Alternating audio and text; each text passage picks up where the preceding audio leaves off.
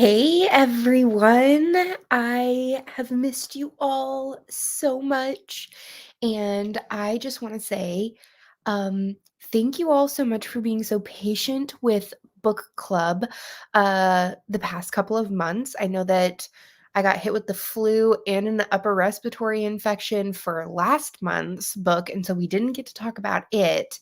And then the boys like bedtimes have changed, and so for the very first time I've had to like push the book club's starting time. And so I did put a poll on our Patreon group for when you want the new time to be, and the majority of everyone said that they wanted it to be 8 o'clock, so 8 o'clock Central Standard Time.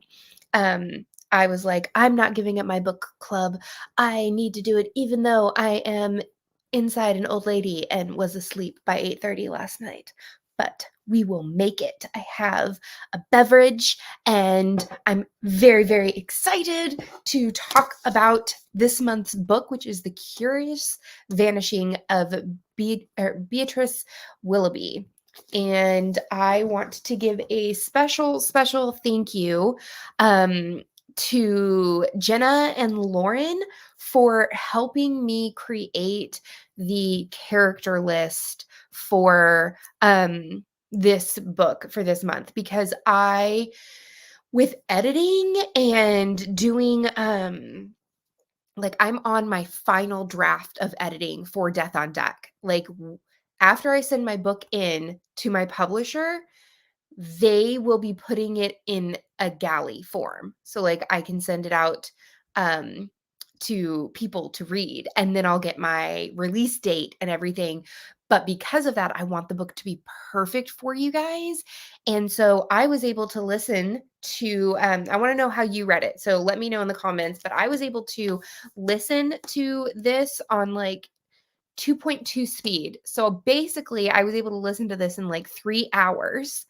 And but normally what I have to do is I buy it on audio, and then I get it on Kindle, and then I go through after I've listened to it, and I go through and I highlight all of the characters and everything. But for this month, Cleo's on my lap.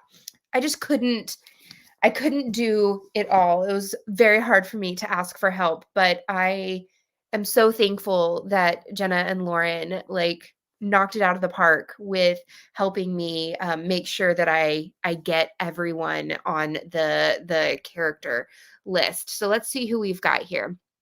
My book called Life. I finally read a book in time for the live discussion. Yay! So happy that you're here. Hi, Lisa. Thank you so much for making it. I know it's late in some places. Hi, Alicia. How are you? We've got Renee. Again, thank you so much, Lauren. We've got Helen. So excited that you're able to make the book club. Yeah. Oh, thank you. I'm so excited and nervous about my book. Like, I hope you guys like it so much. I binge listened to the podcast this week. Yay! So for those that don't know, Spencer from Intentionally Bookish and I started a cozy mystery podcast called Curl Up and Clue In. And it's been a lot of fun talking about all of like the different types of cozy mysteries and cozy misconceptions and things like that. Yes, thank you so much, Jenna. I'm so excited about Death on Deck. So Lisa read it on her Kindle. And while I'm going through these, how about you guys give me your Clio rating? I only had audio this time, 4 Clios, and my 12-year-old inner child love it, read it physically. Yeah, I liked it so much that I bought it in hard copy too, because I wanted to have it on my shelf. I wanted to be able to physically have it. And I mean, that like the chapter headings are just so flipping cool. I forget some of the things that I miss out on since I've predominantly been listening to audiobooks. I miss having the feel of the books in my hand. I read a hard copy. I listened to the audio for this book probably around 1.52 speed. I read it on my Kindle as a library loan. Kindle. Ooh, you did a tandem read, Helen. I love that. Hi, Roxy. We've got 5 from Meg, 4, 3.5, 4 Cleos. It was super cute. I am so excited. We've got 3.5 Cleos. So I gave it 3.5 Cleos. On Goodreads, it was a 4 because if they're only going to give me like 1 through 5, I'm going and I have it at like a half, I'm automatically going to round up. But here's the setup for this book. Tonight we will deal swift justice, and by we mean you. 1 week before All Hallows Eve, in the tiny mountain town of Nevermore, an unexpected party invitation is issued to an eccentric group of townspeople. Among them is an heiress, a spy, and an alchemist. There is also a thief, an imposter, and an hypnotist. There is a child, too, perhaps like you, who keeps his eyes and ears wide open at all times. Each of them has a story, each of them knows a secret. But which of them is responsible for the curious vanishing of Beatrice Willoughby? Like, I really, really, really enjoyed the different types of characters in this book. So, um, but before we dive into like the mystery of it all, what were your thoughts on how the author changed perspectives throughout the book? Were you a fan of this? I'm one of those people that like the Thursday Murder Club. I like getting the different perspectives from the different characters. Super, super hard to write because I almost tried to write Death on Deck that way, which would have been very rare for a cozy mystery to have multiple perspectives.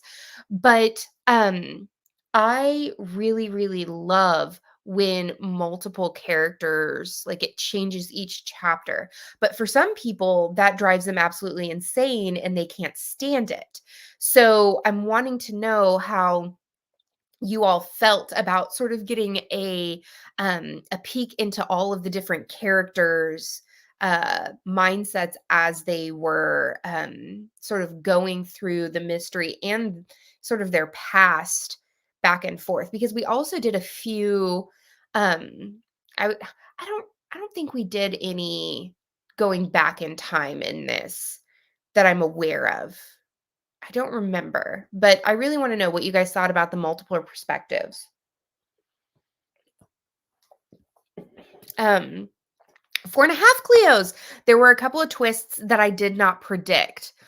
Yeah. Oh, Ivy, how are you? I'm so glad you're here. But so there were different perspectives, and like I said, I liked having the different perspectives because I liked, especially, I think it was the Count, um, Count, Baines. Uh, he was able to, like, bring bad, or, like, everybody thought that he was bringing bad luck wherever he came, but basically he could actually see the future and warns people of, like, their negative events that are about to happen. He reminded me of, if you guys have younger children in your life or you love Disney movies like me, um, Encanto, the Don't Talk About Bruno. Like, I felt like this had very real, like, we don't talk about Bruno vibes with the Count. And I thought that it was very interesting to see like his perspective on the page. I thought it was helpful to have multiple perspectives to get to know the characters. I liked the multiple perspectives, especially with these really strong, distinct character types. They really did. Like, these character types, and I know this is one of my questions down below. This book felt like roll doll, um, like level of characters being different. Does does does anybody get like what I mean by that? Like, I'm talking like really, really powerful personalities that you can see them distinctly in the whole entire, like throughout the whole entire book. I had an image of what every single person um in that house looked like in my mind, that it was very, very strong. Um, I liked seeing the different points of view and how they interacted with each other.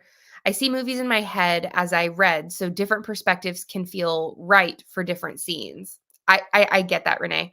I was getting Halloween Townish vibes. Yes, very much so. Very much so Halloween Town vibes. Since the story had so many different eclectic characters, I appreciated the different perspectives.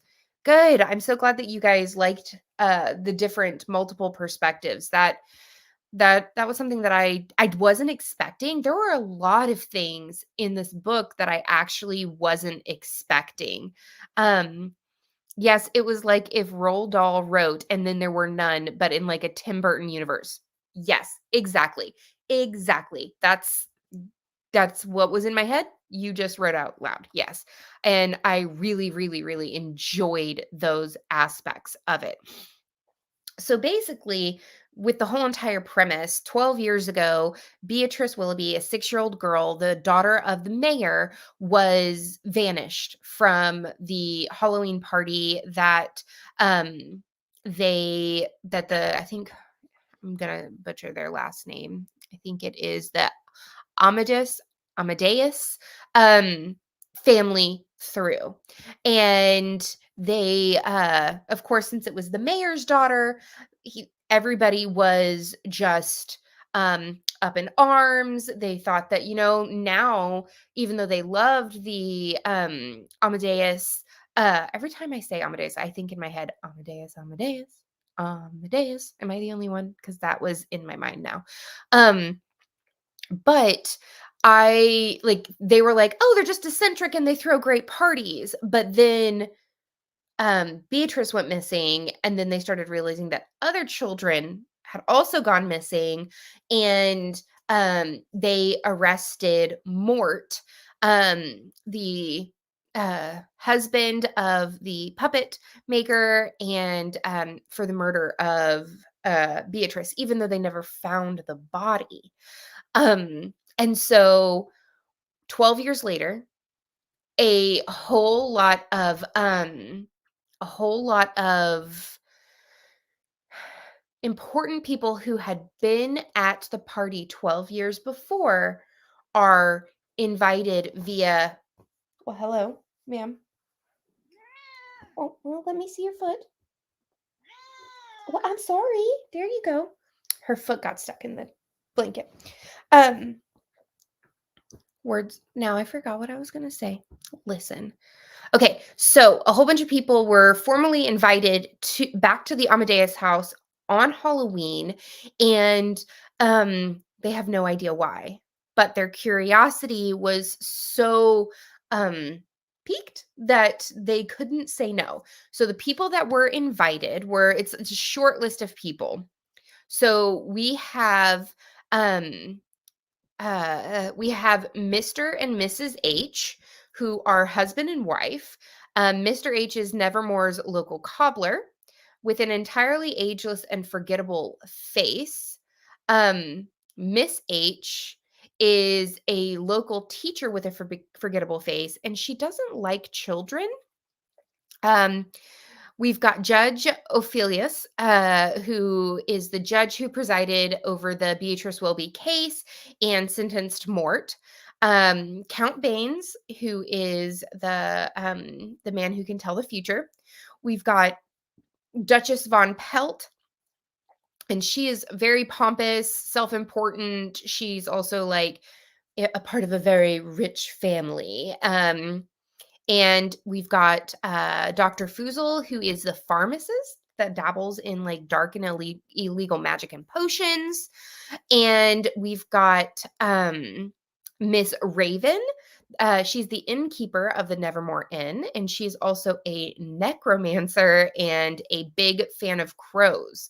And then we've got the caretaker of the Amadeus mansion, and he sends the invitations, answers the doors, and he's basically the host of this party, even though we've got Maribel, who's Mort's wife. She's in the house somewhere, and Edie, who is Mort's mother is sort of in the attic. We have two people that show up to the party that were not invited. One is Chaucer, the he is fascinated by magic and he loves telling stories, and him and his 11-year-old son Dewey, they go to the All Hallows Eve party, and people are shocked that Chaucer brings um Dewey to the party knowing that Beatrice went missing. But we find out that Chaucer does not know what happened at the end of the party because he had left early. And the I loved the fact that this was sort of like a locked room with like locked magic and everything. And so basically, Mr. Wormwood tells them, "Hey, you were brought here for a reason because one of you are, or like someone in here is the culprit of why Beatrice Willoughby went missing, and it's now time to enact justice." And I was like, "Oh, bum bum bum." I really really liked sort of that twist on it. Um so there was a lot of magic in this book. But even just now rereading the jacket cover of it, I didn't pick up the fact that there was going to be magic or like dark magic, different kinds of things in the book. Like I had no idea. So, what did you guys think of there actually being magic within this book? Because we've read a ton of cozy mysteries with magic in it.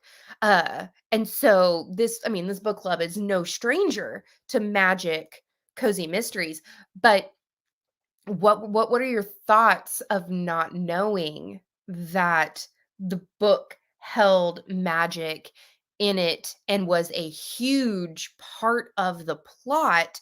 Did that throw you off? Were you like, I didn't see that coming? Because for me, I had no idea. I did not see that coming. Like I'm even re-looking at having like I'm looking at the cover and I don't see anything that hints to magic in the cover or on like the back anywhere. I don't see it. And I was like, I personally was perfectly fine with the magic because I'm sitting here and until they started really dropping the fact that like the count could predict unhappy things that were happening, I was really going like, how is this story going to unravel? And I really feel like the magic just it completed everything for me. Um, yes, see? Awesome description, Jenna. You're not the only one. Falco had a chokehold on us, on some of us. It reminded me of the movie Murder by Death. I don't think I've seen that movie.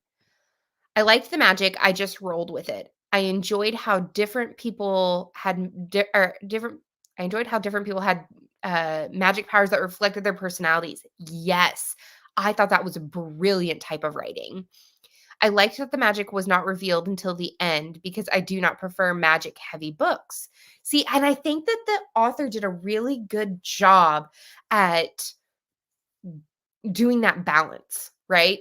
Because there are some aspects of a book that like if it's too magic, um then I get lost in trying to figure out how the magic works. Or this is one of the reasons why I'm not the biggest fan of like high fantasy books because it's really hard for me to read a whole bunch of lore about the magic and all of those things when I'm really just there for the characters and the coziness. So, yeah, Lauren, I wasn't expecting the magic, but I liked it. Jenna, I thought the magic was cool, but I agree that I wasn't really expecting it. I thought it would just be a spooky setting. I loved the spooky vibes. I do agree that this is very Halloween townish, and I really wish that I like picked this for like an October read. and it is the only book, like it is a standalone. So this is not a part of a series. I looked that up and did some research during my lunch break today, and I was like, is there another series when it comes to this was before I finished the book, when it comes to uh like what Dewey's doing, what Chaucer's doing, and things like that. I was like, it has to be. This is going to be great. But it's not. It's not a series. I was kind of bummed about that.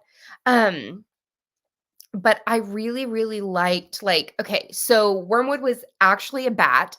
That cracked me up. So how I read this book was on audio, and um I'm a digital learning specialist for my district. So a lot of times my job is in front of a computer creating and designing things.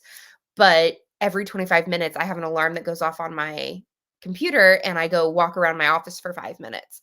And I was putting my headphones in, and like when he came out as the bat, I just cackled, and my coworker like looked up from her desk and she's like, "You okay over there?" And I'm just like, "Listen, this is just hilarious."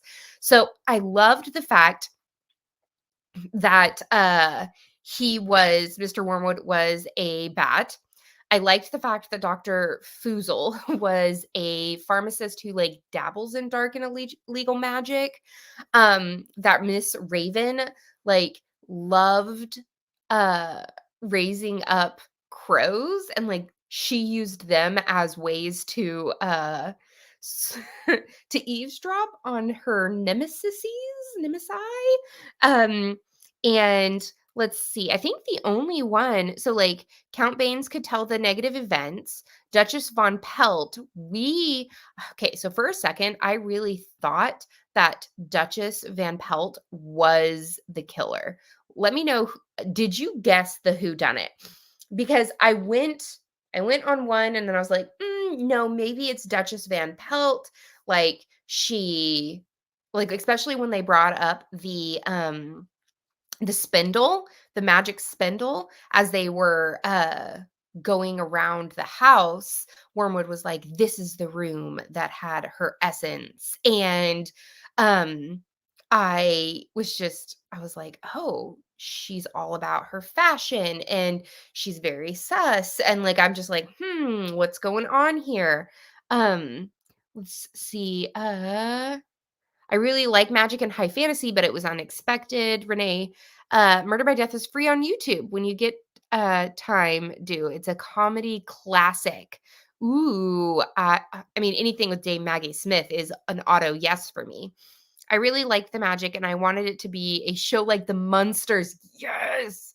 Um, uh, but the whole town.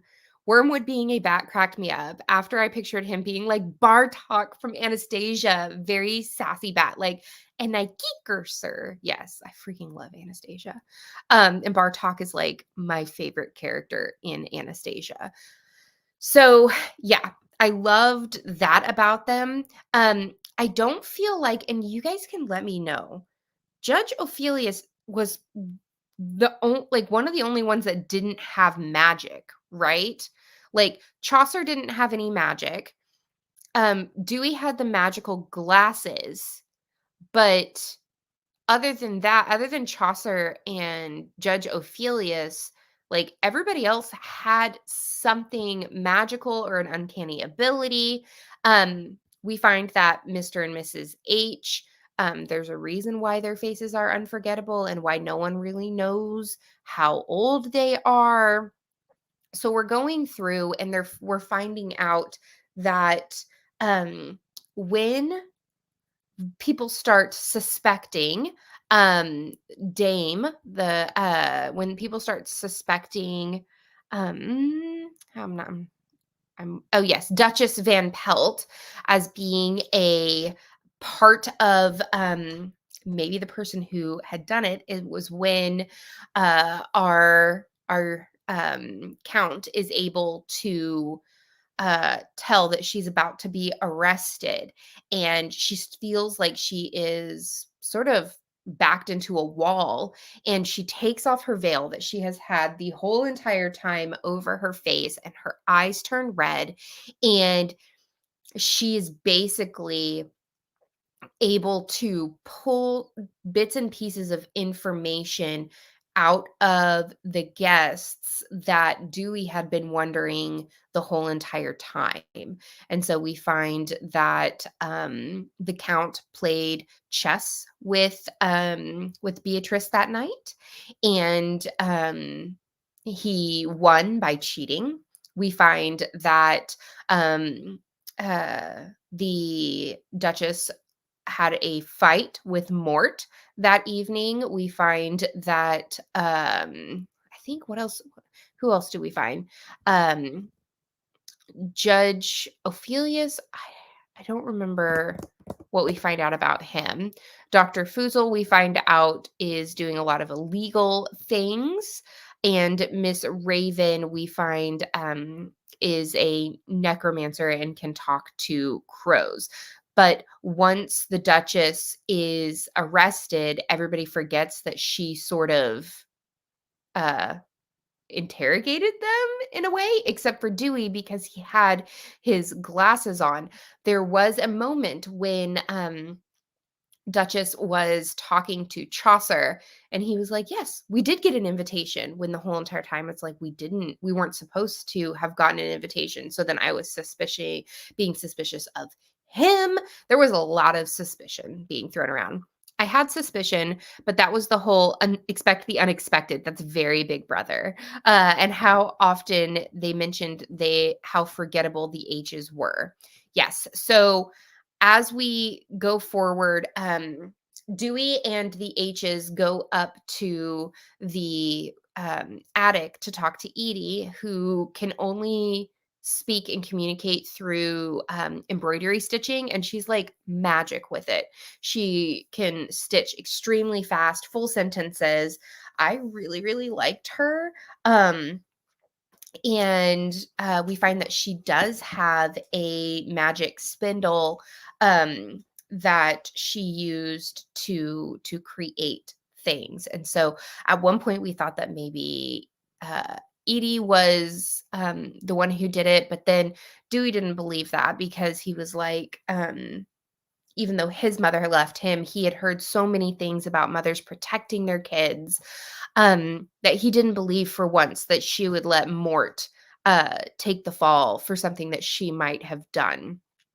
There are a lot of things that are being brought up, like the scarecrow having this weird aura. We find a crow in the basement in an ice box, and Miss Raven actually brings it back to life, and we find that she had brought it to the party originally 12 years ago. um we also find out that through the perspective of Mrs. H, she really didn't like Beatrice because of how smart she was. And that's when I started getting like, this is very suspicious. So we find out at the end, when Dewey was about to get snatched up by the H's, that the H's basically took the soul essence heart of children to keep them young, alive, and kicking for the past like 200 years.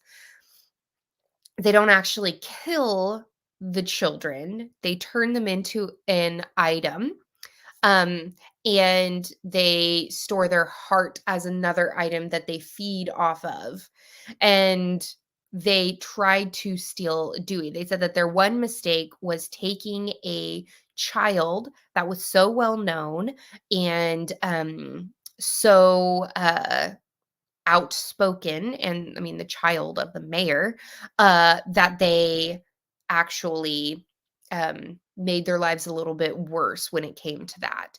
And as you guys were reading, you saw that children on certain during that time of the year, one child a year, normally travelers who are visiting the town, a child would go missing. And I thought that that was a very, very, like, clever, interesting way to, sort of wrap up the, the whodunit, I really thought that, like, at one point I was like, "Is Dewey gonna be okay?" Like, I was on the edge of my seat listening. I really enjoyed Dewey as a character, and I liked how once he was on the page, it really did turn into a middle grade for me because it was mostly told through his perspective on that point forward. So I really, really, really liked that aspect of it. Um, uh, how did the house feel for you? So one of the things that I normally ask was how did the town feel? Did it feel cozy? But since the majority of the book was in the house, what were your guys' thoughts on how the house was designed and created? Did it feel believable, real to you? To me, it sort of reminded me of like the Adams family. Uh like house, very like Victorian and Gothic, and it felt like its own little, not, I wouldn't necessarily say character, but I was uh I was very much like, this is a creepy place. Like I can be creeped out by this. The part that freaked me out a bit was when the visitor's son realized why the couple had been sticking nearby him. I guess that one hit one of my fears. Yeah, no, one of my biggest fears. I'm now like, Alexander, you don't have to say hi to everyone. Nicholas, stop waving at people you don't know. It's very much like, when do I start teaching my children stranger danger? Because I need them to know stranger danger. Um, I really I know. I like kind of I love the fact that we were able to see sort of like what the inside of the house looked like on the cover, but I also kind of wanted to see what the outside of the house looked like as well. Because I mean, I can picture it in my head because I feel like the author did such a good job of setting the scene, and I really, really appreciated that. Um, I loved the idea that the house couldn't be found unless they wanted you to find it. The homebody in me wants that sometimes. Yes, yes. The homebody in me also wishes that sometimes people didn't have my phone number and then they wouldn't be able to text. Um, that's the introverted extrovert in me. I can extrovert so hard, but then after I've extroverted for so long, I need to be introverted for a couple of days and just like let me recharge.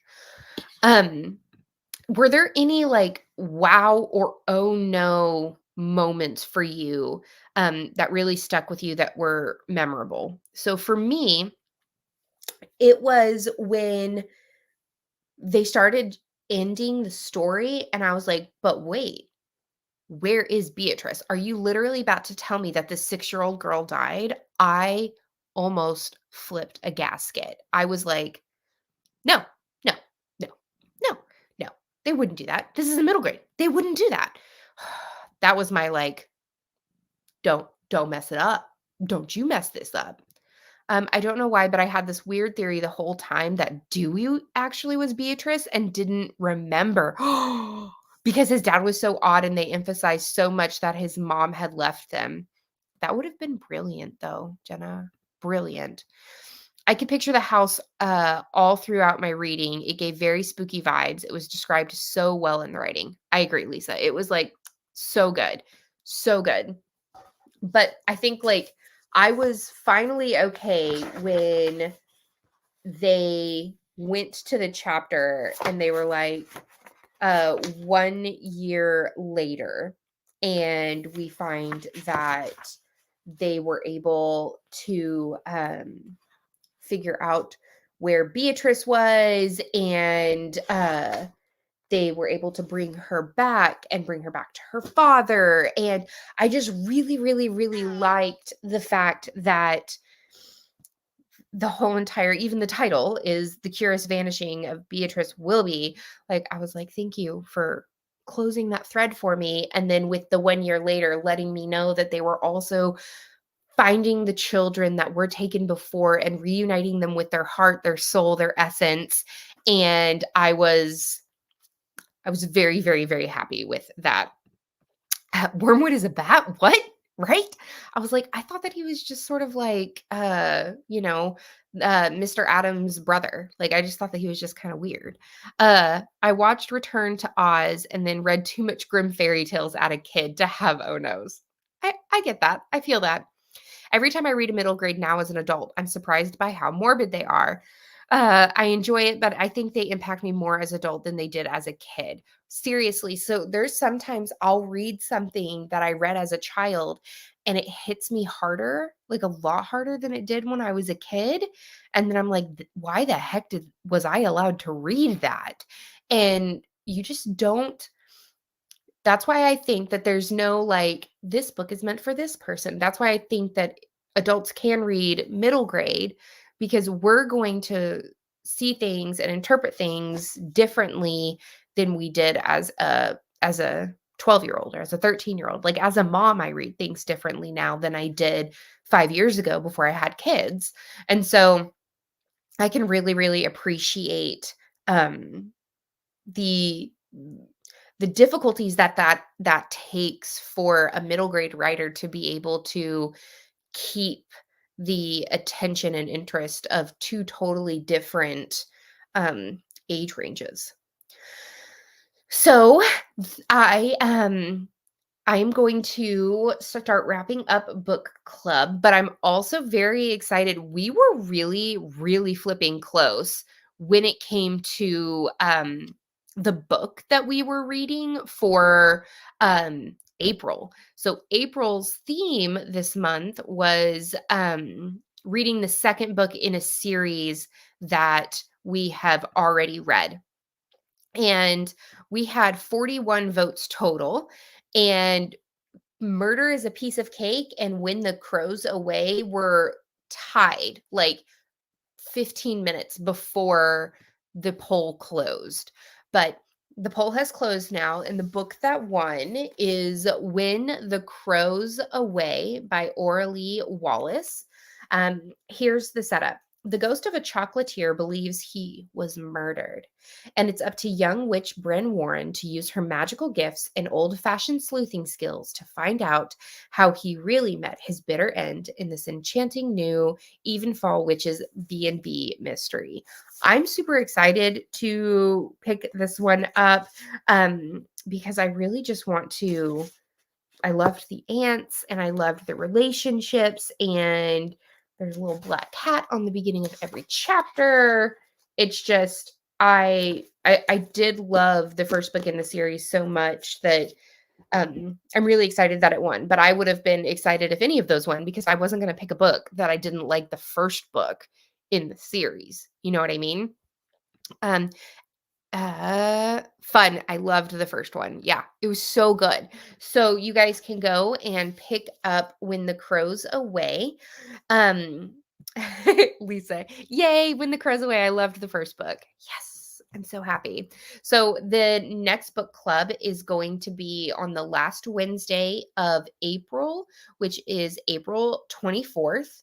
And it's going to be at 8 p.m. Central Standard Time. But of course, I'll send out all of the reminders, all of those things. I'm excited to make a bookmark for this book. If you guys have any suggestions, message me on Instagram on what you might want the bookmark to look like. I have a lot of fun designing the bookmark. But yeah, I am so happy that you guys decided to spend part of your evening with me. I hope that you have an amazing rest of the month, and I'll see you in comments on my videos and through Instagram and all of that. But thank you guys so much for coming. Have a absolutely beautiful day tomorrow, and have an amazing Easter weekend and all of that fun stuff. All of those things. Words are getting harder as it's getting closer to my bedtime. But thank you all so much. Thank you, Lisa, for coming. Good night. Have sweet dreams. That's what I tell my kids. Good night, sweet dreams. I love you. So, good night, everyone. Bye. Good night, Helen.